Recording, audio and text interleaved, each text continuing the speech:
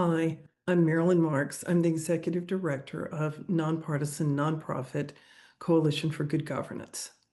In the next few minutes, you will see us hack a Dominion ICX touchscreen voting machine, just the way we did live at DEF CON on August 9th, 2025. We will show you two kinds of attacks in this very simple hacking of the SQLite database that is loaded onto a touchscreen machine in advance of an election. We're using a mock election this time. This hack does not involve any type of injection of malware or accessing the operating system or any type of sophisticated computer or coding knowledge. It's a very simple hack that changes lines of text in the database to change what the voter sees on the touchscreen as he is getting ready to vote, and causes changes in voter behavior or changes how the votes are actually counted. First, the first type of attack. I'm calling it hacking the voter. Changing the information on the screen such that candidates' names or their party affiliations or even the wording of a ballot question can be altered to push voters toward a different choice than they would have otherwise made, without the voter even knowing that the choices that are presented to them on the display have been altered or even bogus. Second, hacking the vote count, where we change the information displayed to the voter so that a vote he or she makes for one candidate is counted for another candidate. The human readable text that's printed out on the ballot will look correct, but the resulting vote count is flipped.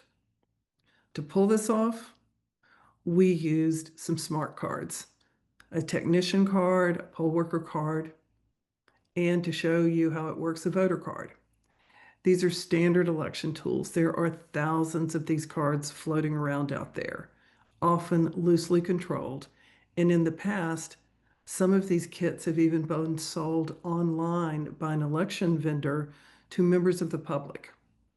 These cards give us full access to the machine settings, to the encrypted election database that we then go change to say what we want it to say. And in fact, the technician card, once you've got one, puts the machine in God mode, allowing you to control almost everything about the votes being selected on the machine. And shockingly, the technician card allows you access to the database on any election in any county in any state that is using a similar Dominion system. With just these cards and a USB stick, we'll open the database, we will make simple changes and have the machine running again in minutes, ready to collect votes and then count them exactly the way that we give them instructions in a line or two of text. You can see our full presentation and demonstration soon on the Voting Village DEF CON website, where our presentations will all be uploaded. But this is a short preview of the core of what we cover in our presentation that will be posted soon. Thank you. Okay. What we have here is a demo mock election. Here we have a few things on the ballot. This is used as a Dominion official demo to train election workers in that space. You're going to see we're going to vote for senator, U.S. Representatives, state senator, and a board of education. So this is the hand-marked paper ballot that is the same as the ballot that we are going to be displayed that is right out of the box. It has not been hacked in any way or manipulated. So a voter comes to activate their screen by pushing in that card, which is given to them by the poll worker. And this, again, is our demonstration ballot. Our first choice is the U.S. Senate race. The next race, voting for the Libertarian. Next race, Florence Nightingale. Next race, we're going to vote for Helen Keller and Thomas Edison because we can choose two for this race.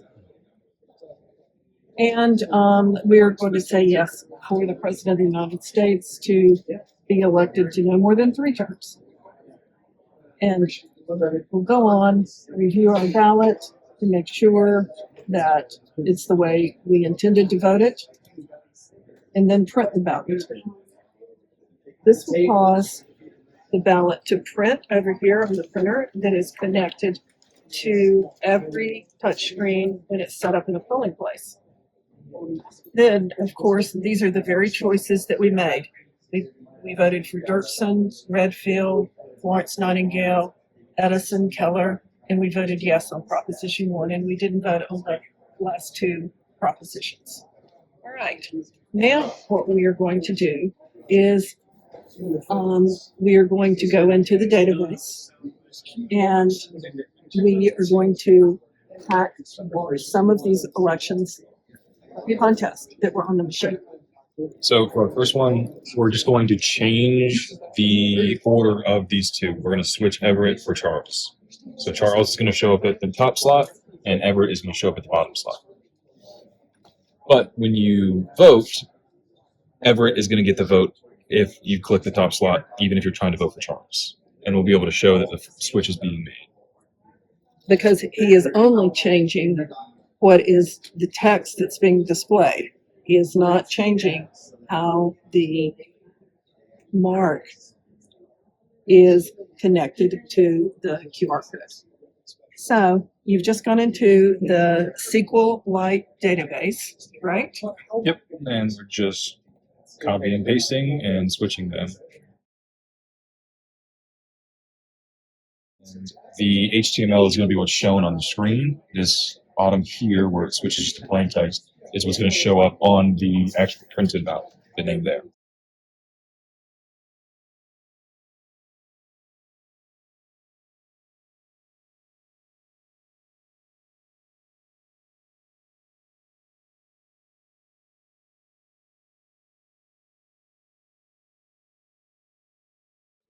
Now, you're also going to change the proposition. So originally it was, shall the president be elected for no more than 3 terms? Do we want to change that to No more than 1 term. Okay.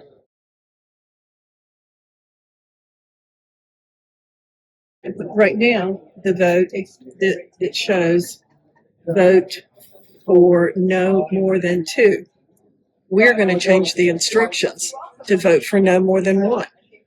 So what would most voters do? Most voters would just vote for 1, meaning that an eligible candidate is not getting a vote here.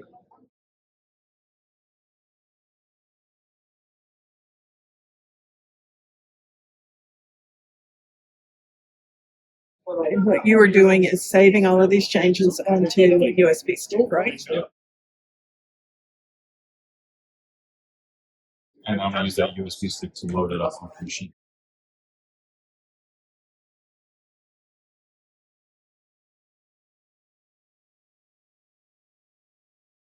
You're going to close the polls from the previous votes that we just made.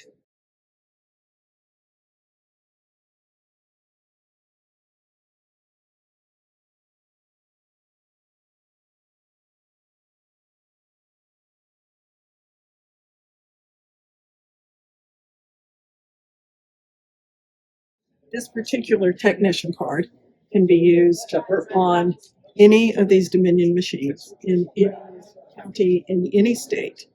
And one of the dangerous things that we have learned is that this technician card, thousands of them out there, not necessarily well controlled, and they were even sold on the internet until a few years ago.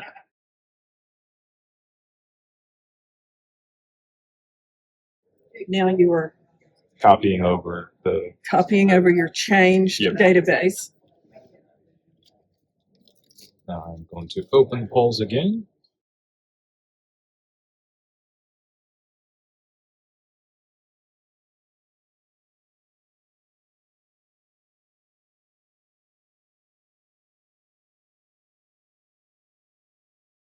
and it did not recognize that we changed this database at all. So in its eyes, it's the same as the original one. Okay, so you're ready for me to vote? Yep. All right.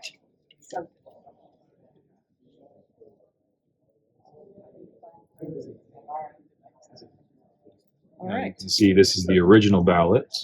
You can see that Charles and Everett are switched on this screen, but if you were to click Charles, it's still going to record for Everett here.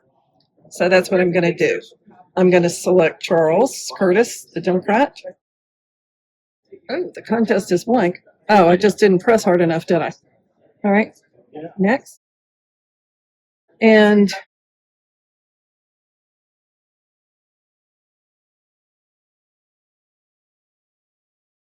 so it tells me to only vote for one. Before I voted for Edison and Keller. Now I'm telling it, it's being told only to vote for one, so I guess I'll vote for Keller. In which case, Edison's losing my vote. While this tells me it's undervoted, most voters are not going to know what that means. And now we've changed the text. It did say 3 terms, now we've said 1. Completely changed the decision being made by the voter. And when that proposition prints out, it's not going to list off the change. It's just going to say Prop 1 or Prop 2, and then your vote either being yes or no. So it shows that I have chosen the Democrat, Charles Curtis. Only chosen one candidate. Said yes on the proposal, although the proposal text has been changed. I'm going to print the ballot.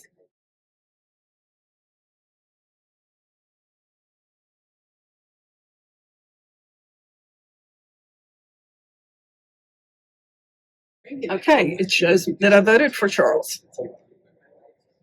And that was the vote's the same, that was the same.